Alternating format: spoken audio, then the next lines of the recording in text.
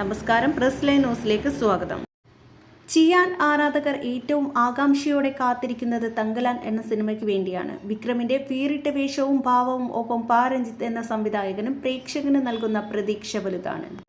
Republic ദിനത്തിൽ ചിത്രം തിയേറ്ററുകളിൽ എത്തുമെന്ന് പ്രഖ്യാപനമുണ്ടായെങ്കിലും റിലീസ് മാറ്റിയിരുന്നു. ഇപ്പോഴിതാ സിനിമ ഈ വർഷം ഏപ്രിലിൽ റിലീസ് ചെയ്യുമെന്ന് അറിയിച്ചിരിക്കുകയാണ് അണിയറ പ്രവർത്തകർ. സ്റ്റുഡിയോ ഗ്രീൻ, നീലം പ്രൊഡക്ഷൻസ് എന്നിവയുടെ ബാനറിൽ കെ ജ്ഞാനവേൽ രാജയാണ് തങ്കലാൻ നിർമ്മിക്കുന്നത്. വമ്പൻ ബജറ്റിലാണ് ഈ പീരീഡ് ഡ്രാമ ഒരുങ്ങുന്നതെന്ന് നിർമ്മാതാവ് നേരത്തെ വ്യക്തമാക്കിയിരുന്നു.